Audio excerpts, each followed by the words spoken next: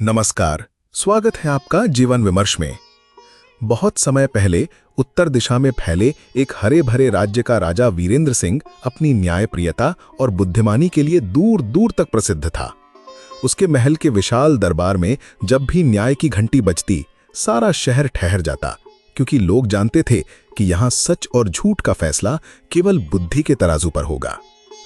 एक दिन सुबह का समय था। महल के बाहर रौनक थी, पहरेदार खड़े थे, दरबान ऊंची आवाज में आने जाने वालों की घोषणा कर रहे थे। तभी फटे कपड़ों में दुबला पतला धूल धुसरित एक भिखारी धीमे कदमों से आया। उसके हाथ में पुरानी सी लाठी थी और आंखों में थकी हुई मगर सच्ची चमक। दरबान ने उसे संदेह से देखा। अरे, तेरा यहां क्या काम? भिखारी ने थकी आवाज में कहा। मुझे महाराज से मिलना है, एक बहुत जरूरी मामला है। दरबान पहले हिचकिचाया, लेकिन उस सच्ची नजर में कुछ था जिसने उसे रोक दिया। ठीक है, चल, पर सच सच बताना कि बात क्या है। भिखारी को दरबार में ले जाया गया। वहां विशाल सिंहासन पर राजा वीरेंद्र सिंह बैठे थे। चारों ओर मंत्री, सिपाही और शहर के लोग। भिखारी ने झुककर प्रणाम किया और अपनी कहानी शुरू की। महाराज, मैं कल कच्चे रास्ते से नगर की ओर जा रहा था। तभी मैंने देखा कि सड़क किनारे मिट्टी में आधा दबा हुआ एक चमड़े का बटुआ पड़ा है। मैंने उसे उठाया, झाड़ा और खोला तो उसमें 100 सोने की मोहरें निकली। पूरा दरबार एकदम चुप हो गया। सोने की मोहरें सुनते ही कई आंखें चमक उठीं। भिखारी ने आगे कहा, मैंने सोचा इसे मैं सरकारी कोष में जमा करा दूं ताकि असली मालिक को मिल जाए, लेकिन तभी रास्ते में एक अमीर सौदागर मिला। उसने कहा कि ये उसका बटुआ है और मेरी ईमानदारी के बदले मुझे आधी मोहरें देगा। राजा ने भौहें चढ़ाईं। फिर भिखारी ने भारी सांस ली। मैंने बिना सोचे उसे बटुआ लौटा दिया, लेकिन जैसे ही उसने पैसे हाथ में लिए, उसका चेहरा बदल गया। वो चिल्लाने लगा, इसमें तो 200 मोहरें थीं, तुमने 100 रख ली हैं। दरबार में फुसफुसाहट शुरू हो गई। तभी भारी कदमों की आवाज के साथ वही सौदागर आगे बढ़ा। उसके कपड़े रेशमी थे, उंगलियों में सोनी की अंगूठियां और चेहरे पर बनावटी मासूमियत।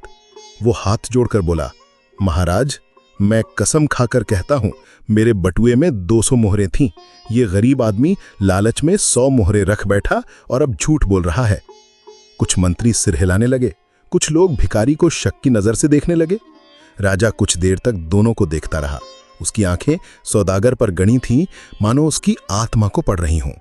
फिर उसने धीमे स्वर में कहा, भिखारी, तुम कह रहे हो कि बटुआ सड़क पर पड़ा मिला और तुम इसे सरकारी कोष में जमा कराने जा रहे थे? जी महाराज, यही सच है। और इसमें कितनी मोहरें थीं? महाराज, ठीक 100 सोने की मोहरें। राजा ने बटुआ हाथ में लिया। उसकी चमक पूरे दरबार में फैल गई। फिर उसने सौदागर की ओर देखा। सौदागर, क्या तुम इस बटुए को पहचानते हो? जी महाराज, ये मेरा ही है। और इसमें कितनी मोहरें थीं? 200 महाराज। अब इसमें कितनी है? सिर्फ 100 महाराज। राजा हल्के से मुस्कुराए। तो ये बटुआ तुम्हारा नहीं हो सकता। अगर तुम्हारे बटुए में 200 मोहरें थीं और इसमें 100 हैं, तो ये किसी और का बटुआ है। दरबार में सन्नाटा छा गया। सौदागर का चेहरा उतर गया, हाथ कांपने लगे, माथे पर पसीना चमकने लगा। राजा ने आगे कहा, भिखारी इस बटुए को राजकोष में जमा कराने जा रहा था। यह साफ है कि वो इसे अपने पास रखना नहीं चाहता था।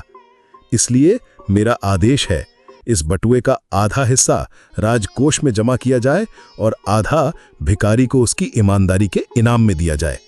और सौदागर, याद रखो, झूठ और लालच का अंत हमेशा हार में होता है। दरबार में तालियों की गड़गड़ाहट गूंज उठी।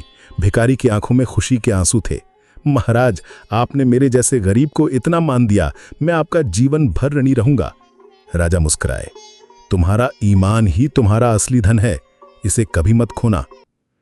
कभी कभी इंसान के पास सब कुछ होते हुए भी वो लालच में ऐसा फंस जाता है कि सही गलत का फर्क ही भूल जाता है। ये कहानी हमें सीख देती है, ईमानदारी वो दौलत है जिसे कोई चुरा नहीं सकता। और हां, ऐसे ही भावुक और प्रेरणादायक किस्से सुनने के लिए हमारे चैनल को सब्सक्राइब करना ना भूलें। अगले वीडियो में फिर मुलाकात होगी। तब तक के लिए नमस्कार।